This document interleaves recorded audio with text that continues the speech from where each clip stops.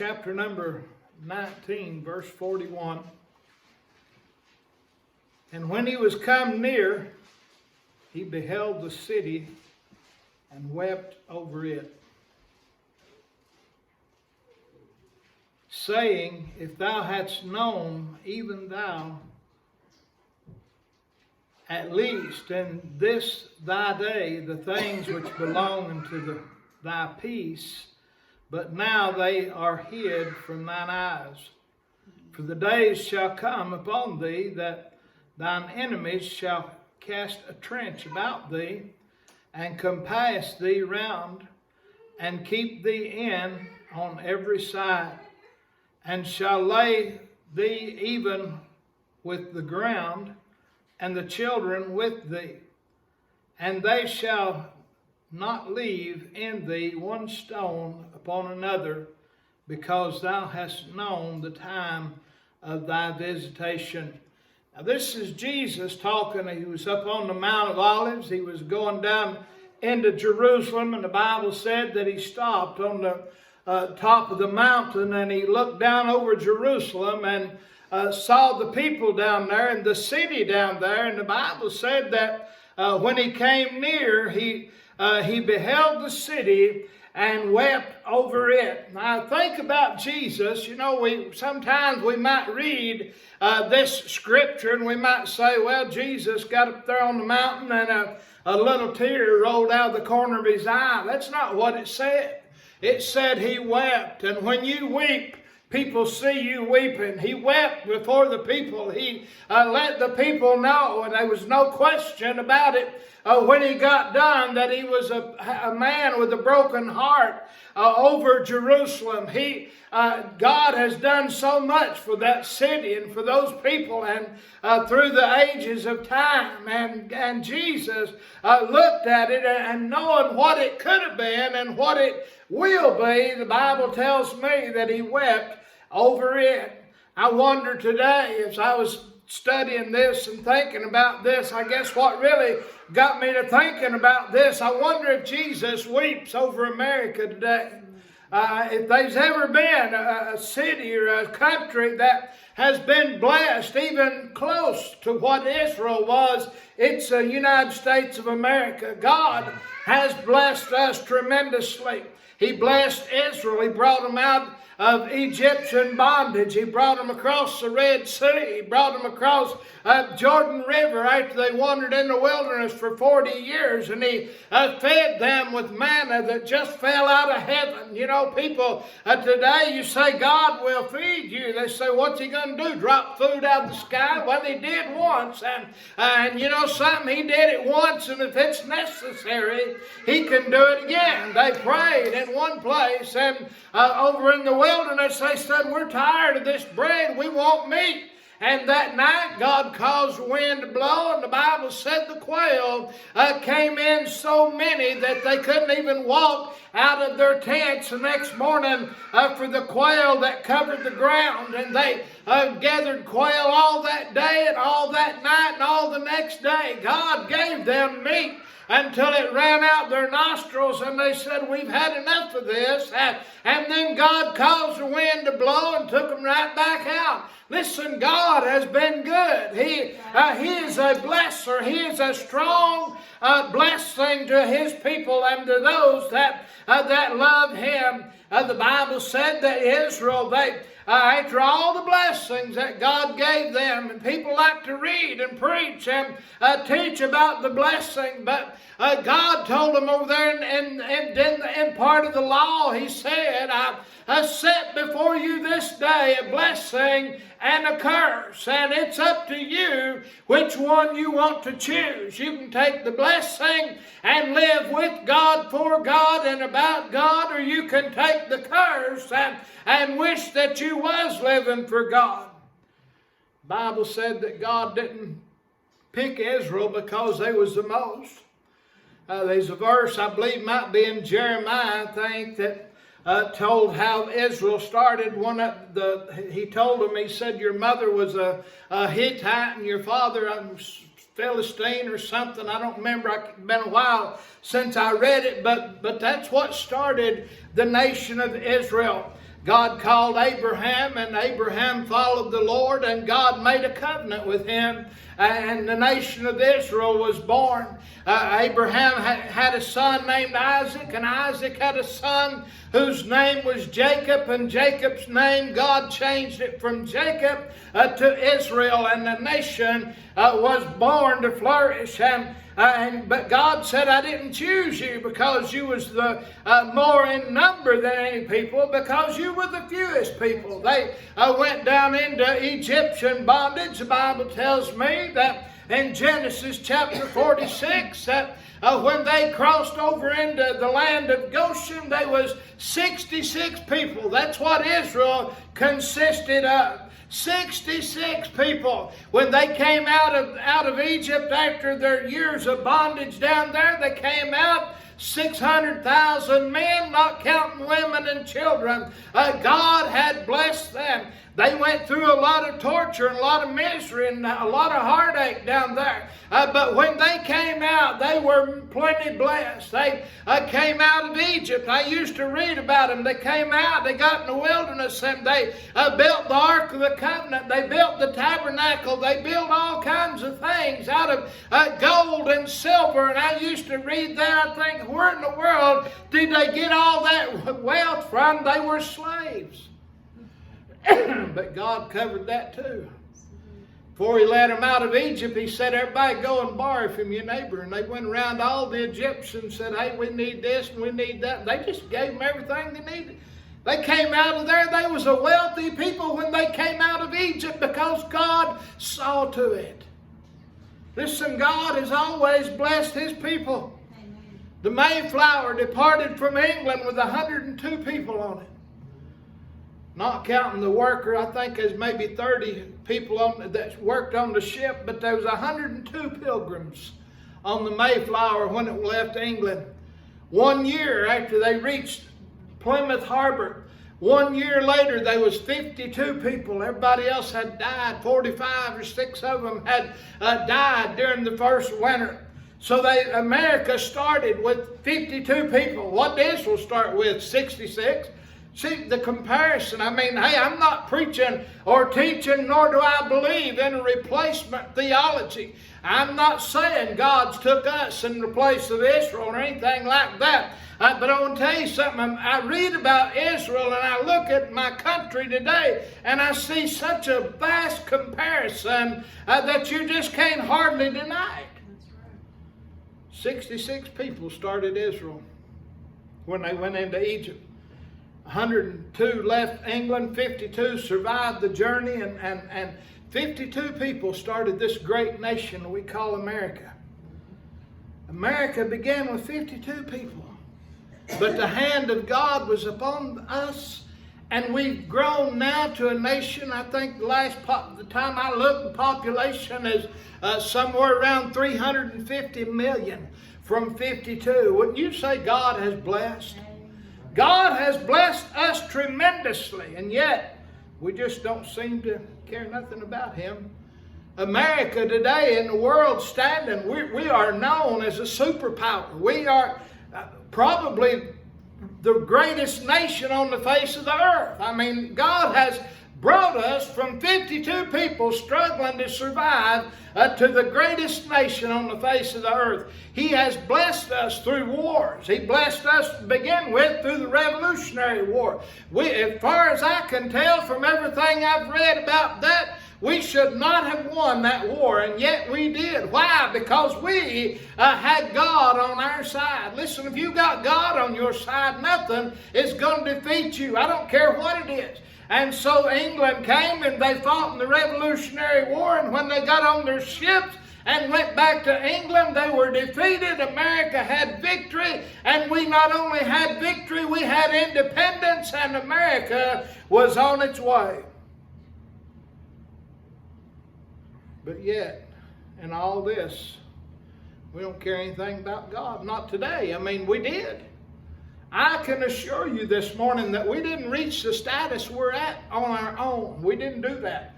Wasn't somebody just got up one morning and said, hey, I think I'll start a country, and in a few years it's going to be blossoming and blessed. That ain't what happened. Our forefathers, they prayed. When they wrote the Declaration of Independence and all the Bill of Rights and the Constitution and all those things that they set up, they set them up for the protection of the people, and they prayed about it before they set them up, and they asked God's guidance on how to do it, and God gave them the knowledge and the wisdom that they needed to create the greatest nation that's ever been. Amen. And yet, Americans today, for the most part, don't give God any credit at all. Our politicians run around, they say God ain't got nothing to do with it. We can handle this, we got a handle on this, we've got a handle on that, we've been doing this for years and years. They don't understand. If it hadn't have been for God, they wouldn't even be here. I wonder if Jesus is weeping about some of this stuff. He has blessed so much, and yet we don't seem to care. America, for the most part, and there's a few exceptions, but there's always been exceptions. When Israel went into Babylonian captivity, Jeremiah and Isaiah and some of the other prophets, they preached, they said, if you don't straighten up, if you don't do right, God's going to send somebody in, and they're going to take you captive and take you to a faraway land where you don't want to go. And they said, oh, that ain't never going to happen. And they just kept in their sin. They kept worshiping their idol gods. They kept doing all the sin and ungodliness that they was doing. They kept passing their children through the fires of Molech. They kept doing all those things. And one day, Nebuchadnezzar came with the Babylonian army and carried them off captive. Was all of them like that? No, there was a few exceptions. See, when Daniel got down there, he was a man of God, but he was still in captivity. God did not spare Israel or Judah just because of a handful of people. Listen, you've heard the old saying, the majority rules. Well, that's the way it was when they went to Babylon. The majority was the one that got them put down there. It wasn't the minority, it was the majority. And that's the same way that is going to bring trouble on the United States of America today. Is not the minority, not the Christian, God-loving, God-fearing people, but it's going to be the ones that care nothing for God or anything that He has or anything He stands for. Just like Israel, the more God blesses, the more we reject God and His Son. We don't want them interfering in our lives. Israel was always like that. They appreciated the blessings, but they didn't want God messing in their life. So they turned against Him. He said, when you get in the promise in that land, He said, don't you start worshiping idol gods. Well, what did they do? First thing they did, started worshiping idols like the people in that land. God said, go in there and utterly destroy all of them. Did they do that? No, they didn't. They kept this one alive and this one alive. And listen, when a person turns to Jesus and turns to Calvary and turns away from their sin, we should destroy all that sin, all that stuff behind us. We should get rid of that, because I want to tell you something. If you don't, you'll find yourself one day thinking, I might go back to that. If you burn all them bridges that you crossed over, you won't have any problem about going back, because there won't be no way to get back. Luke chapter number 19:42 saying, Jesus wept over the city, and He said this to the people, if thou hadst known, even thou at least in this thy day, the things which belong unto thy peace, but now they are hid from thine eyes. The Bible teaches me, as you read through the Old Testament, particularly I guess from maybe Joshua and 1st, 2nd Samuel and 1st, 2nd Chronicles and on up through the Bible and the Kings and the Chronicles and in the books of the prophets and all that, you find where that God sent prophets to the people and they killed the prophets. God sent people to tell them better, but they killed the people that came. God sent them warnings, but they heeded not the warning. God told them what was going to happen, and they didn't pay any attention to it. Jesus told the Pharisees on one point, he said, you're just like your fathers. They killed all the prophets, and you ain't no better than they are. They was going to kill the Son of God. I want to tell you something. Romans, Paul said this. He said, according as it is written, God hath given them a spirit of slumber, eyes that should not see, and ears that should not hear unto this day. Listen, he told the people, he said, if you'd just known. But he said, now your eye, it's hid from you. Paul said their eyes was blinded. A man can receive Christ and receive Jesus into his heart, he'll receive peace. Jesus said, if you just know, you could realize what your peace was. Listen, we don't have to have a life full of misery and heartache. And even in an uncertain world that we live in, we can still have the peace of God about us if we will just open our eyes and understand and realize that God is a blesser. We can have peace. He said, if you just known. And then Paul said they didn't know because their eyes was blinded. The reason their eyes was blinded, listen, God didn't set out to blind them. They blinded their own self. I'm not a welder, but I've been around a little bit of welding. And you see somebody welding, and first thing they do is pull a helmet down over their face. It's got real dark glasses. If you don't do that, you'll blind yourself.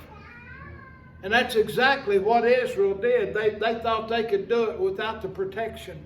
They thought they could do it without God. And the first thing you know, Jesus said, I wish you could have seen. But now your eyes it's hid from you. You'll never see it. And Paul said they're blinded unto this day. I want to have the peace of God about me. I don't know about you. But Jesus is peace. There's nothing else in this world today that can give peace like Jesus can. You can be sitting around with very little. You can be sitting with hardly anything at all, and you still have peace because you have Jesus.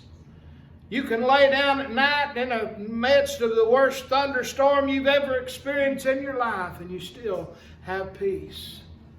You can go through trying, troubling times in this life, and you can feel like you're all alone and nobody cares and there's nobody to help you, and you still have peace if you have Jesus. And he told these people up here on top of the mountain, he said, I wish you'd just seen it. I wish you could have seen it. That's the way I feel about people today. I wish they could see it, but they can't. They never will. There's people today in this world that they will never see the peace of God. They will never recognize the love of God. They will never receive the blessings of God. We all receive His blessings. I don't care who you are, what you are. God blesses. If He didn't, you wouldn't have oxygen to breathe. You wouldn't have water to drink. You wouldn't have food to eat. And everybody in the world just about got those three things. And God even give you a good night's sleep every once in a while. God blesses. But you'll never understand and realize and know the real, true blessing of God until you have peace through Jesus Christ. Isaiah told him in chapter number 9. He told them about the coming of Christ. He said He's on His way. He'll be here.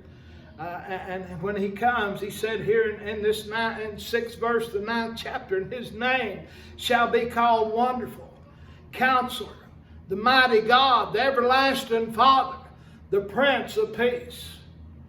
Listen, that's who Isaiah said was coming. That's who was standing up on the mountain overlooking Jerusalem, weeping because that Jerusalem and because Judah and because Israel never accepted Him, never accepted the things that God had sent them. They rejected the Son of God, and He stood there and wept, and He said, if you could only know, if you could just know.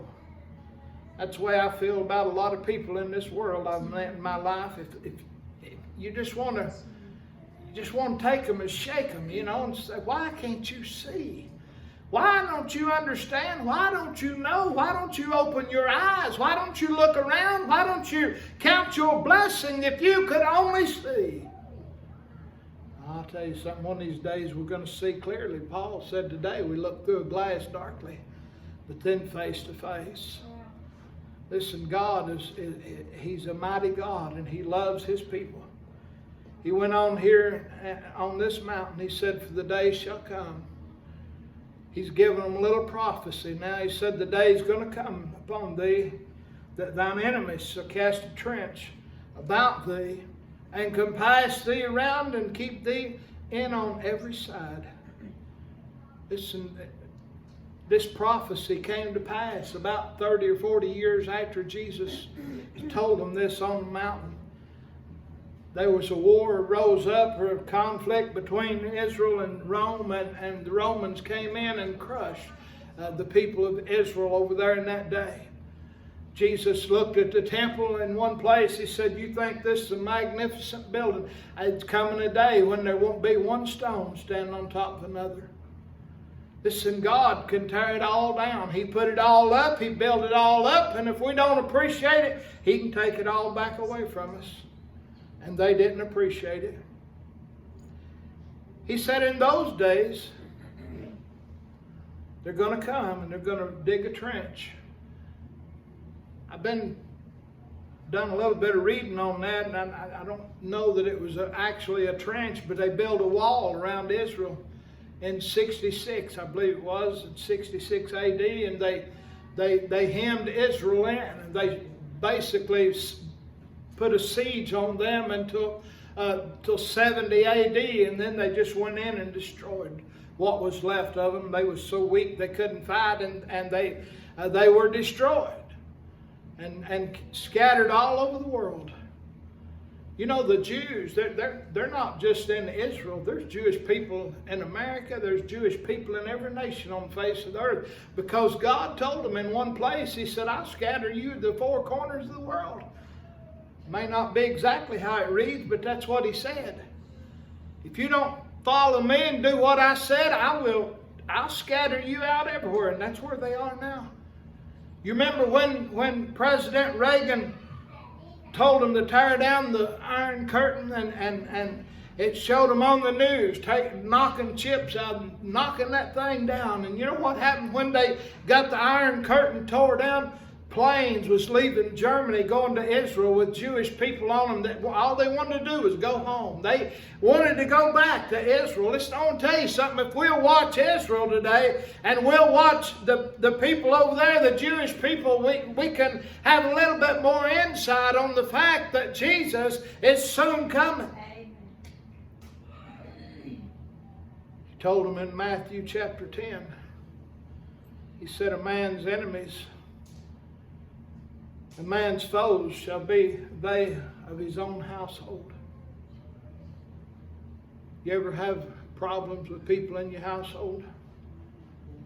Sometimes they cause all kinds of problems. You say, well, I don't think they're my enemy. They're fighting against what you believe and what you stand for. But not only that, but our nation today, our enemies are not foreign. Our enemies are not overseas somewhere. I realize we've got people around the world that would love to destroy us, but listen, it's not them that is destroying us. It's our own people in Washington, D.C. They're our enemies, and they're our foes, and they are from within us. We voted for them, sent them up there, and now they're trying to destroy us. They're our enemies today. They're our foes. Jesus said, your foes shall be those of your own household. That our greatest enemy is not somewhere overseas. It's right here in the United States of America. We're self-destructing because we don't care about anything that God does or says. You reckon He might be weeping just a little bit over us? I know America's not Israel, and I know the American people are not Jewish people, and I realize that and I understand that. But I want to tell you something. God loved them enough to raise them up. They was a mighty power too. They was a power to be reckoned with. At one time, they'd go out and battle against the Philistines. They never lost because God made sure of it. They'd go out and fight against all these other places and these other countries and these other people, and they always had victory because God always saw to it. Until they started sinning, and God said, I'm not going to help you now. Why can't we understand that when we don't live for Him, He's not going to bless us? I mentioned the Revolutionary War. We won that. And there was several other wars. There was War of 1812. There was a French Indian War. And there was other things that came up. Then the Civil War. And we came out of that still in one piece. It was America fighting against America. But after 4 years, we came out in pretty decent shape, I guess, considering. Then there was a couple more wars, and then World War I, 1917, I think, and our troops went off and fought in war to try to make sure America stayed safe. And they came back victorious over the World War. They came back with victory, and there was great celebration. Why? Because we had the greatest soldiers? No, because we had the greatest God. We had a God that loved and cared and blessed and took care of us even in that. Then World War II came along. Same thing. From what I've read, and this was before my time, I can't speak from it from an eyewitness point, but from everything I've studied and ever read and ever seen and ever heard, we was outmanned, we was outgunned, we was out-tanked, we was outplaned, we had less of everything, and yet when the smoke cleared, America came out on top. Why? Because we had God, and God cared for us, and He helped us, and He kept us together, and He gave us victory just like He will today if we just trust Him. But after we came back from World War II, seemed like something changed, and like I said, that was before my time. I don't remember. They said the churches were open all the time for people to go in on their way to work. They'd go in, pray for their family overseas, and on the way home they'd stop and pray for their family that was in the war. America was a praying nation, and then when I came along in the 50s, it seemed like they were still pretty good, but I tell you something, I've watched it just decline over the years. Madam Madeline O'Hara got prayer taken out of the school, and she got Bible reading taken out of the school, and this country's gone to the dogs. I'm going to tell you something. People say, wonder what would happen if we quit praying at school. Well, look around you today and you'll see the results of it. People used to have respect. People used to have a little bit of love one for another. And we live in a country today where nobody respects anybody and nobody cares for anybody. It's all about number one, that's me, and I'm not going to worry or be concerned about you or yours or anything you've got. And I'm telling you something, when we quit praying, God backed up.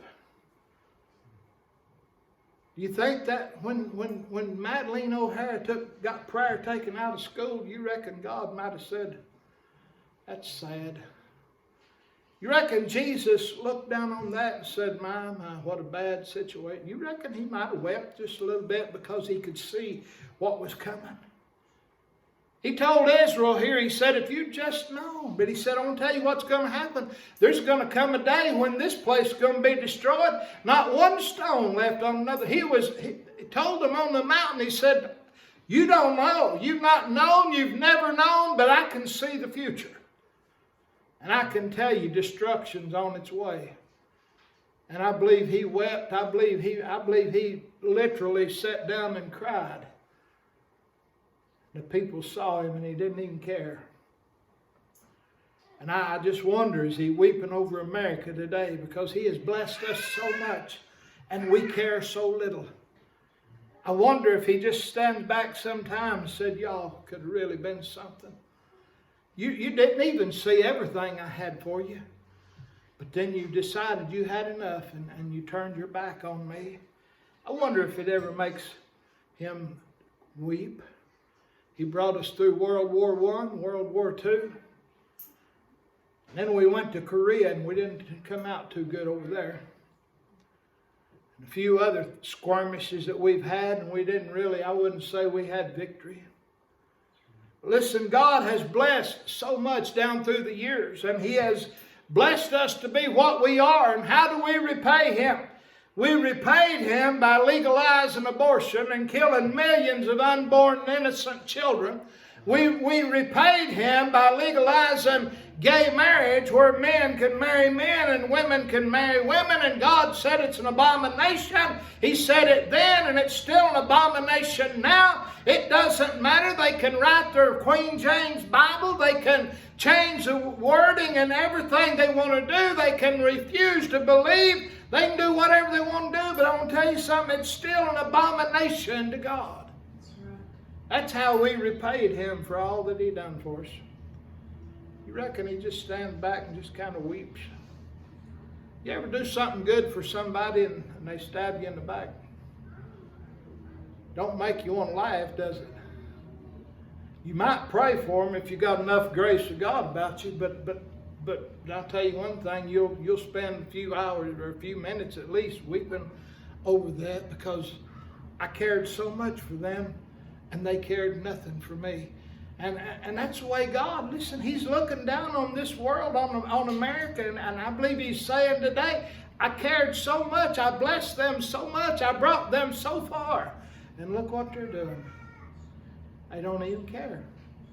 Everything that you see on the news, it's all anti-God, anti-Christ. It's all, there's very little that you see on the news that's promoting Christianity. We just don't seem to care anymore. What about our own lives? Do we cause Jesus to weep? When He looks at your life and says, I have blessed them so much, and yet they seldom talk to me. I have blessed them so much, and they never come to my house to worship and pray. I have blessed them so much, and they just thumb their nose at it, and they don't really care. I wonder if He stands back after your boatload of blessings came into the harbor and you didn't show any sign of caring. I wonder if Jesus just stands back and just weeps and said, I see what's coming. This is what is, but I see what's coming. Listen, there's destruction coming down the road, and it's coming at a high rate of speed. He's blessed us, the American people, so much, but we're so unthankful. Our nation, for the most part, doesn't even know who God is. They used to, but they don't anymore. We're living in a world when people just don't even realize who God is at all. They don't realize, and they don't want anything to do with Him. They don't want anything for Him to do with them. I mentioned Korean War. This is not my thoughts. This is, as Brother Langston says so many times, Mr. Google knows everything. And I asked Mr. Google about this. And I'm not going to go into it much, but I just want to point out a couple of things. Mr. Google said, America entered the Korean War, and this is copied his words, entered its foreign policy on containment of communism, both at home and abroad. That's why that we went into the Korean War to battle communism. 36,000 American soldiers died in Korea trying to fight against communism. That's a lot of people to die. And how many people have died in all the wars? I used to have a figure for that. I don't know, but it's been up in the hundreds of thousands. And I look today at things that's going on in our country, and I say, was it all for nothing? We've had a few good years, but I want to tell you something, America is in self-destruct mode. And all those people that died, all the blood that was shed for all these things, some of them still alive, still some World War II veterans around. Do they ever just get up and say, why in the world did I go over there and fight and risk my life for this? Why did I lose legs and arms and limbs? Why did I torture myself? Why did I do this for a nation that don't even care? And that's where we are. Vietnam. Mr. Google said American leaders insisted that military force was necessary to defend a sovereign nation, South Vietnam, from external communist aggression. Another war just like Korea. What, not even classified a war, it's a conflict, I think what they actually call it. 58,000 American soldiers died in Vietnam fighting against communism. We didn't want communism there because every time communism takes a toehold, it just spreads like a cancer, and pretty soon it'll be all over the world. And so we sent soldiers, and 58,000 died fighting against communism. And today in our country, a lot of Americans are trying to give this country over to communism. I mean, we have come a long ways from fighting against it to fixing to vote it in. I'm telling you something today. We are in bad shape. And God is standing back saying, if you only knew, I wish you had known, I wish you could listen, I wish you could learn, but you're apparently blinded. They've made threats against the church. Come November, we're voting for a president. I don't care which part, whatever party you're in, it makes no difference to me. Well, it really does, but we're not, what we're actually voting for is trying to save and rescue abortion babies, trying to defend our American rights against gay marriage and homosexuality overtaking the world just like it did in Sodom and Gomorrah. What we're fighting against is socialism, communism in this country, in the great nation of America. That's what you're voting for or against on November the 3rd or 4th, whatever date it is. Listen, America, we're real close to turning this thing over to communist people that live in Washington, D.C. They're not in Korea, they're not in Vietnam, they're not in all these other places. They're in downtown Washington, D.C. And God's looking and saying, if you just known, if you would have just stayed with me, what I could have done for you if you just would have allowed me to. How much I could have helped you if you would have just leaned on me. How much if you just believed on me. Your sons and daughters would be saved. Your grandchildren would be saved. Your family members would be saved. Your friends and relatives could have a chance of being saved if you just simply believed on me. But I know what the end result is. And it must break his heart to see these things. This nation that has crawled from 52 people to 350 million, and now it's just fixing to flush itself down the toilet. Over the past 6 months, there's been politicians that have threatened the church. The governor in New York said if anybody has church, I'll close the doors down and shut you down forever. Well, technically he can't do that. He can threaten and he can say what he wants to. But you see, we still have a constitution in America that gives us the right to worship freely. So it doesn't matter what he says. That's the reason why they want to get rid of the Constitution. Because it protects not only American people, not only business people, but the Constitution protects the church.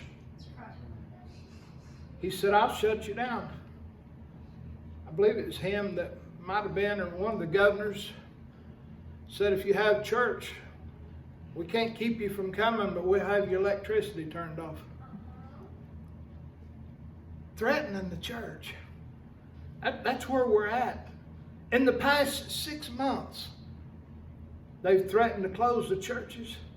They've tried to fine people for going. You remember the church down in Mississippi where they said they wrote $500 fines for people just coming in a parking lot and listening to a church service from the preacher preaching on the front porch or whatever. And they wrote everybody there $500 fine. The judge stood up and threw it all out. And thank God for a righteous judge. But the point is, that's what they're trying to do. And they would have done it, and they would have got away with it if one person hadn't stood up and said, this ain't going to happen. State of Kentucky made the same threat. You go to church Easter Sunday morning and you'll receive a $500 fine if we catch you. This is not people that love God. This is not people that care about God. This is not people that worship God. This is not people that Jesus said, if you just know what peace you could have had, if you just realized and known there's so much peace from God if we would just obey Him. Over the past 6 months, there's been churches that closed. I've heard of some, they were small to start with, they were struggling, and when they closed down for a few weeks and people didn't come back, they just had no way to go on. God has blessed us to be at least above that, but listen, where's it going to end? Where is it going to stop? I believe it's time for Americans to fall on our knees and start praying. Preacher, I do pray. Well, then pray twice. If you pray once a day, pray twice a day. If you pray twice a day, pray 3 times a day. Listen, we need to pray. American people, every time in the Bible said that Elijah was a man of like passion as we are, but he prayed. And God stopped the rain for 3.5 years. And then Elijah went back and prayed again. And God brought forth rain. You read in the Word of God in many places where people came together and prayed. The disciples got together in an upper room and prayed, and God sent the Holy Ghost. They came together after Peter and John was taken into custody, and the Sanhedrin had beat them, and they left and went and told everybody what happened. The Bible said they prayed, and the place where they were at was shaken under the power of God. Paul and Silas was in prison, and the Philippian jailer had them in stocks and bonds in the bottom part of the prison, just as safe and secure as he could get them. But about midnight they sang and prayed and praised God. And the Bible said that God reached down and rattled that cage, took everybody's stocks off, opened every door. Why? Because the prisoners heard Paul and Silas praying. Might be time for us to wake up and start praying. Time for America to hit her knees again. It's what we used to do when we had problems. 9/11. I'm fixing to be done. Listen, 9/11. I don't remember everything about it, but I remember that day and that morning and the feeling that I had when I saw on the news, showed that airplane flying into the World Trade Center, and I remember my heart just sunk down into my feet. One lady that worked with my wife said it's the same way we felt when Pearl Harbor was bombed. Everybody just melted. It just done something. And the politicians came on the TV and said everybody just needs to pray. We need to pray and call on God. Well, they did that for a couple of days, and then the next thing you heard is we need to quit talking about praying. We're offending some. If you're offended by prayer, the United States of America might not be a good place for you to be. Maybe you need to pack up and go somewhere else. We used to be a praying nation, but not anymore. There's still a few praying people. The king in the book of Daniel, he's passed a decree. He was tricked into it, but nevertheless he did. He passed a decree that anybody caught praying to anybody besides his God would be cast into a den of lions. And I'm sure that everybody took that into consideration, but Daniel went home, opened his windows for the world to see 3 times a day, looked toward Jerusalem and prayed. And they put him in a den of lions. But God brought him out. It's time for us to take a stand. Jesus said, as he looked down on Jerusalem, if you only known the peace that belongs to you. Church, if we could just realize and understand the peace that belongs to us. My, what a better place that we would live in today if we could just understand and realize the peace of God that surpasses all understanding. Listen, we don't have to live in fear. We don't have to live in torment. We don't have to live in agony and sleepless nights and all that. Listen, if you just trust Jesus, He will give you peace over all these things. While Sister Carol comes to the music this morning, I wonder if Jesus is weeping over America. My, how great we were and how low we're becoming. I wonder if He weeps over you.